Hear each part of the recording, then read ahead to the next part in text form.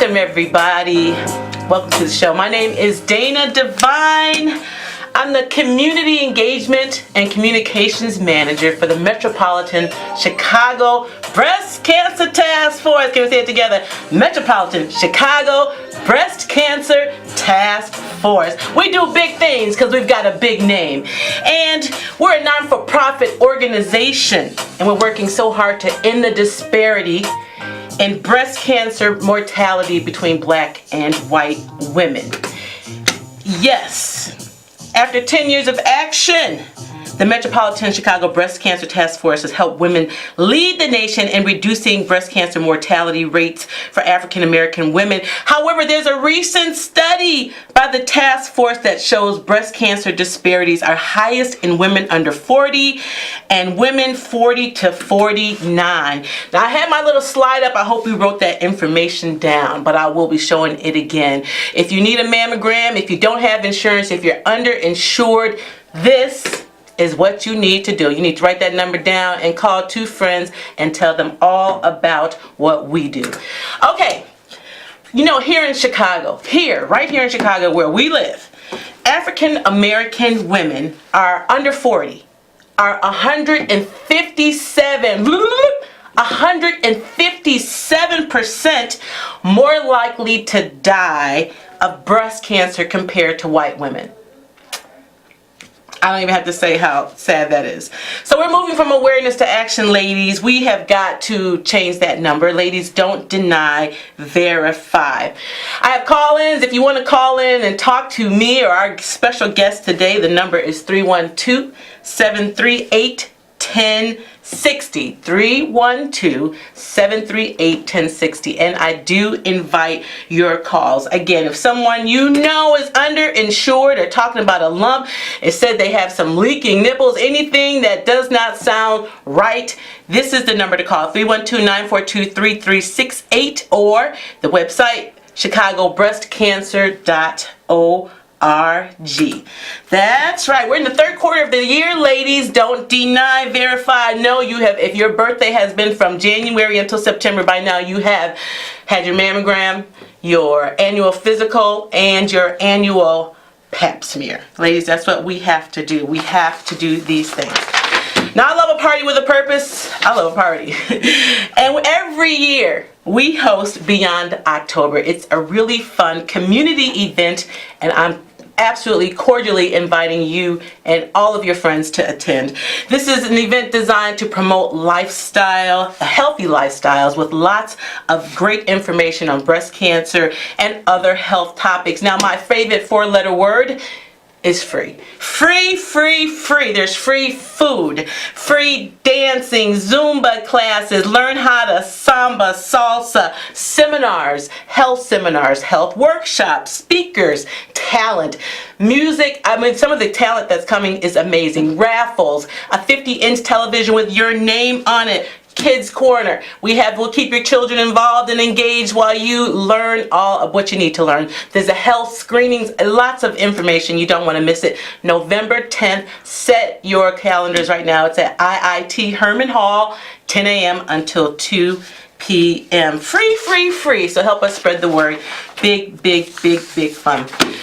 Today, you know, I just feel like these are conversations that it's just simple conversations, and you should be learning a lot from them.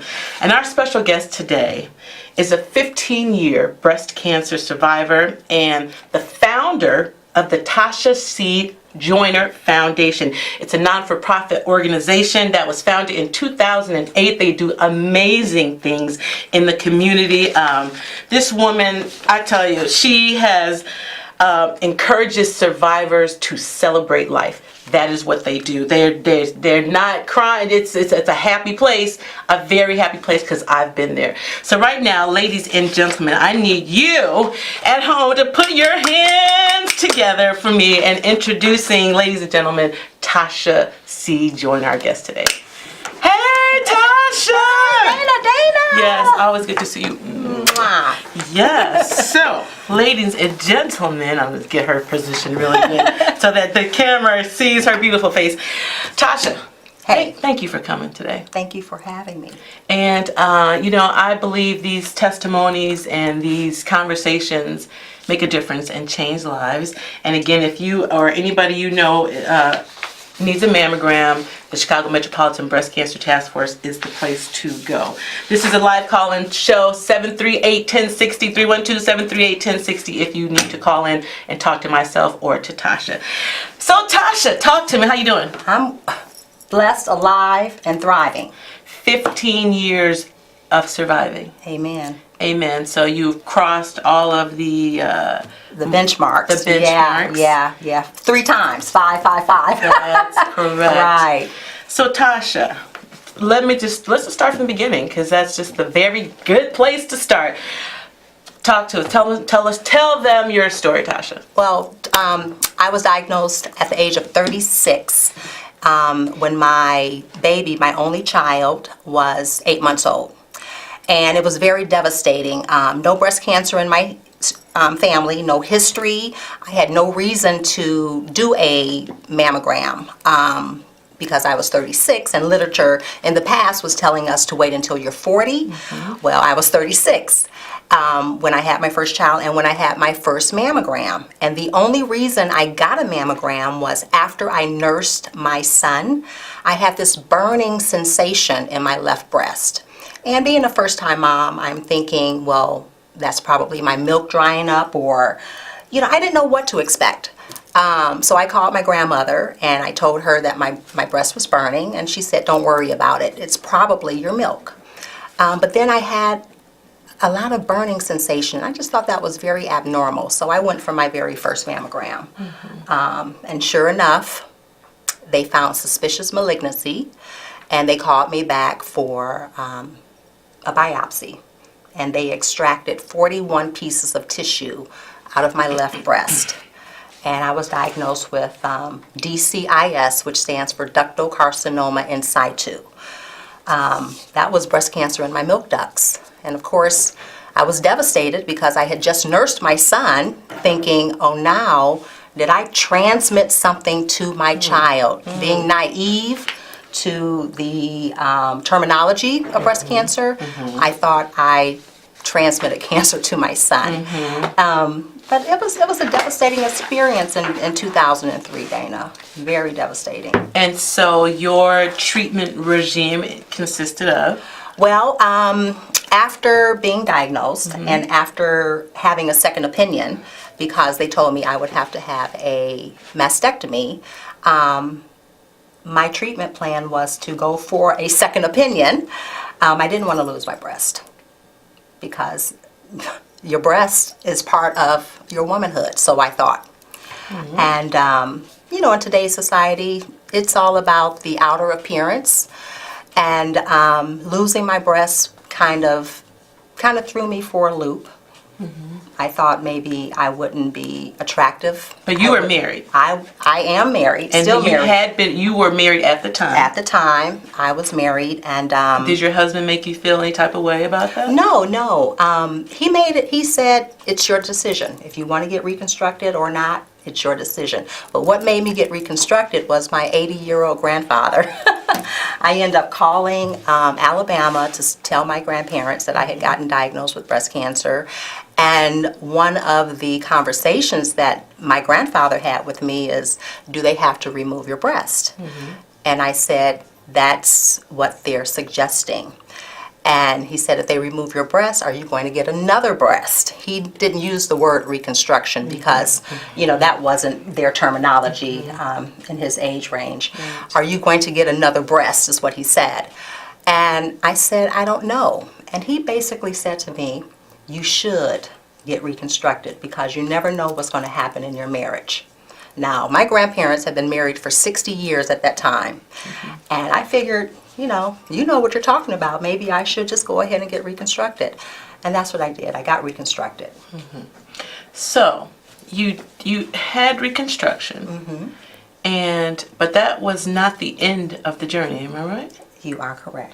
So, okay, so before we go further, I heard a couple of things, again, just themes that I hear from talking to women, just,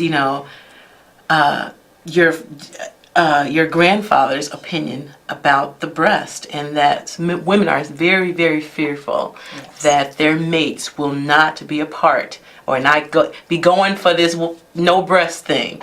So, and it keeps them from getting. I was talking to a woman who said she died, and she was so worried about her husband not being at the funeral. He was like, I didn't know. She didn't tell me. Oh, wow. And he said to her friends, well, what? She didn't think I was gonna love her. Wow. It's just so ladies, that we're gonna throw that excuse out the window. Exactly. All right, so Tasha, you had breast cancer. You had your breast removed. You had reconstruction. Exactly. Okay, let's continue.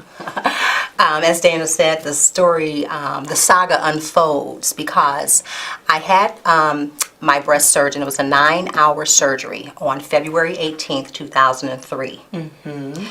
9 hours to remove my left breast, to reconstruct my left breast. So 4 hours to remove the breast and 5 hours to reconstruct the breast. So what I had was considered a tram flap. That's where they take the muscle, fat, and tissue from your abdomen and reconstruct your breast using your own body tissue. Thank you. And so that's what I had. And 5 months later, it was July, I'm celebrating my birthday, and my husband takes me on a trip, and I get a call from my surgeon while I'm on vacation in July, 5 months later, and I'm thinking she's calling to tell me, schedule your appointment for your nipple tattoo. Okay, because I had what you consider a skin-sparing mastectomy, where they took the breast, but they save the skin so that they can do a nipple, build a nipple. And I said, okay, I'll come back and make my appointment. Little did I know, that call was really to tell me they didn't get all the cancer. So wait, the call was a dodge, and they called you about one thing, but really intended you to come in for something else? They didn't tell me what they were calling me for. Oh, this is you assume. This is what I assume, because I have no reason to think that she would be calling me for anything other than. So she said, when you come back to Chicago, I want you to make an appointment to come see me. And I'm like, oh, okay, no problem. I'm on vacation. I'm having a good time. I've got two, a brand new breast, brand new left breast. So I'm living life. I get back to Chicago. I make an appointment to go see her. She sits across from me just like you and I. And she touches my hand and she says, I didn't get all the cancer. And I am in total shock, because I'm like, what do you mean? I'm walking around thinking I'm cancer-free, that on February 18th you removed the tumor, you reconstructed me, and now you're telling me that I still have cancer in my breast. Yikes. So I had to undergo another surgery to remove the reconstructed breast. Right. And I made a conscious decision. I didn't call my grandfather this time to ask him what to do. Right. But I made a conscious decision. My breasts do not define me. So they removed the breast, and I chose not to have another reconstruction, because you had already cut on me 4 times. Right. You removed the breast, you removed my lymph nodes, you cut me across my abdomen to reconstruct the breast, and now you have to cut me again to remove it. Again, 4 surgeries unnecessarily. So I chose not to get reconstructed again. So, ladies and gentlemen, what does that mean? That means you look amazing. That means Tasha C. Joyner is redefining what breast cancer could look like. I love Tasha because when I first met Tasha, she is unapologetically, sit up Tasha, with one breast. And if you look at both of us, I mean, maybe you just don't even notice it. Right. It doesn't even, you just don't pay attention to them. I mean, your eyes kind of have to go down. And that's very liberating. It's very liberating because you're not bound up by a prosthetic. You're not bound up by implants that start. Listen, I looked in the mirror the other day and one was up and down. I said, oh Lord, they say every 10 years you may be returning to your cosmetic surgeon, your plastic, to have your implants adjusted. Right. But you know what, Dana? That didn't happen for me overnight. To be this comfortable going without anything. It didn't happen overnight. Right. It's baby steps. It was a journey, just like it's a journey now to where I am today. So I didn't just wake up one day and say, well, I'm going to take off my prosthesis and go without anything. It was a journey. First it was, okay, I'll wear it, and then I'll put a coat on, and then I'll take it off, and I'll put a jacket on so no one will notice, and I'll take my jacket off, and then I'll put, a bigger shirt on so you don't see that I have one breast. And then the summer came, the following summer, and then I was wearing tank tops, and then I was wearing bathing suits, and then I said, you know what, I'm just not going to wear it. And baby steps. It took me about a year to get comfortable to not wear a prosthesis, to get comfortable feeling beautiful. For me, my husband, he didn't care. Right. I love the story you tell about your son, about how... Oh, that's kind of an inside the Joyner household. So my baby was 8 months old, and when he was little, I let him see my breast. I let him touch my scar. And now he's 16, but he doesn't do that, obviously. Not anymore. But the point that we were making with him, and he made this comment, Mommy, what's wrong with her? She's got 2 breasts, and you only have 1. And so we said, what do you tell your son when he sees a woman with 2 breasts and his mom has 1? What do you tell him? That is starting him early to understand women's bodies. That's starting him early to understand that it's not about what you see on the outside, it's the person inside. So we just teach our son that beauty is in the eye of the beholder, and beauty starts from within. So what do you tell your son? Love it. When he sees a woman with 2 breasts and his mom has 1. They don't look right. What's wrong with us? Everybody's out of step but Johnny. So listen, so we're looking at Tasha C. Joyner, and we see a beautiful woman sitting here. And that is because when she found her symptoms, or she noticed her symptoms, she was proactive. Which brings me back to this.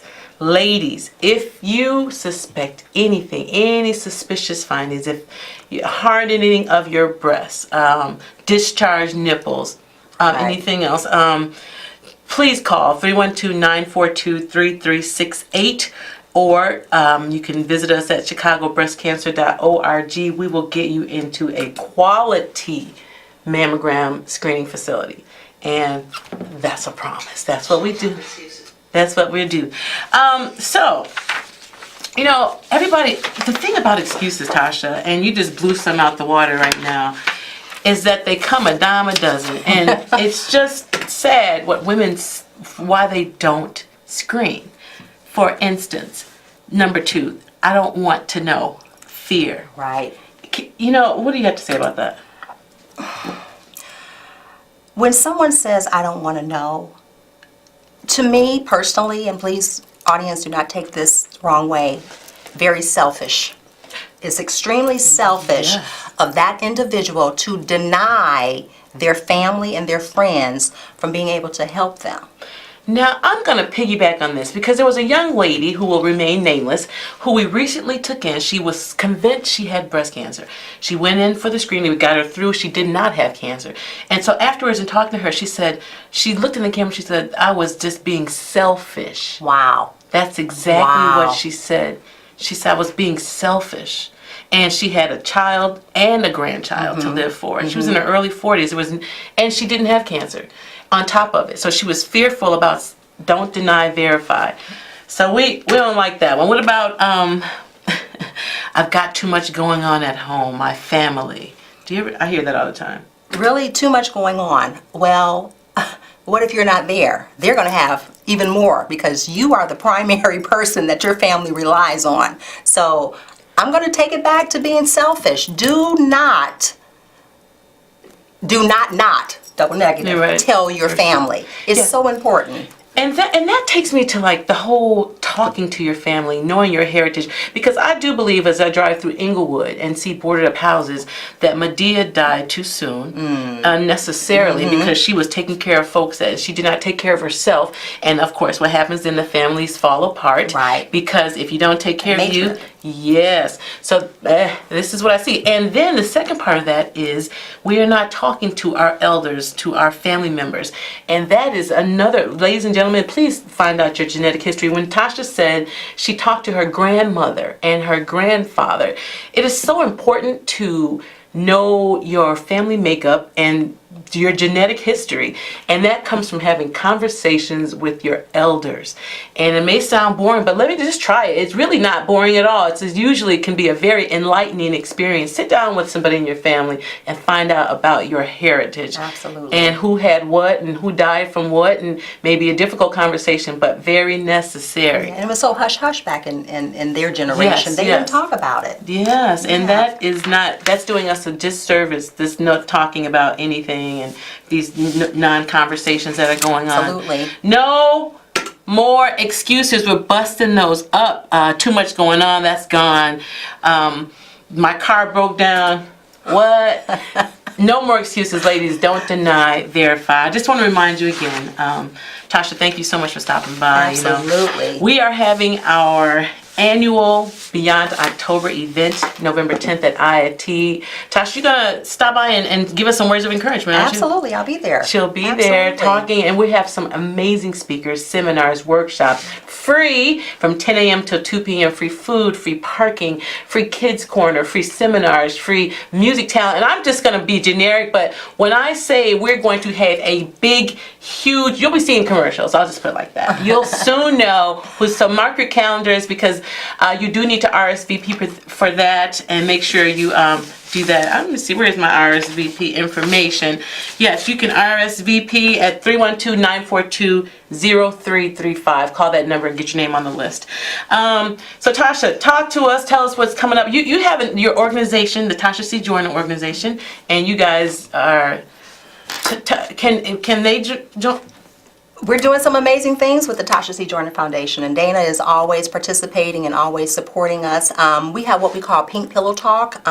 That's a retreat house where we host newly diagnosed women, and we also celebrate life after cancer. So we call it Pink Pillow Talk. We have a private location that if you wanted to become, we don't want to say a member, this, because we don't want any more members. If you want to be women being diagnosed. fellowship. If you want to have fellowship with other women, African American women, our telephone number is 312-206-1224. You can contact us and let us know if you know someone who needs not so much a support group, but a life after cancer camaraderie. How about that? Yeah, that's exactly what it is. So she does calendars and annual events and a lot of very fun things that celebrate life.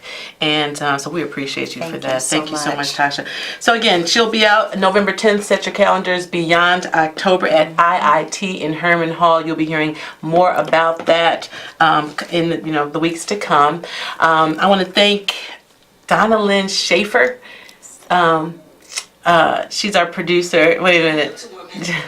Donna Lynn's in there screaming. She said, no, don't thank her yet. She said, before I thank her, she wants to hear more about the Tasha Joyner Foundation. Oh, really? Oh, yes. Wow. Hi. And so, Tasha, what's coming up in the next month? You have a big event. We have a 10-year annual, a 10-year anniversary of the Tasha C. Joyner Foundation at the Embassy Suites in Rosemont. We're having a costume ball. Our theme is superhero, meaning we fought, we won, and we conquered. We are superheroes. So it's a costume ball at the Embassy Suites, and you can go to our website, www.TashaCJoyner Foundation. That's TATISACJOINER Foundation.org to get more information. We hope to see you there.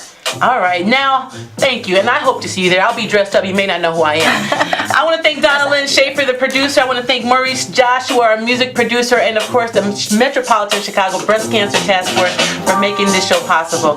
All we want to do is have a conversation. Let's talk about it. And you know, that opens up a lot of enlightening. So thank you so much for joining me. Meet me back here next month, the third Tuesday of the month, 5 o'clock sharp. I'll be right here. I'm Dana Devine. Thanks for joining us. Thank you, Tasha. Thank you so much. Mwah.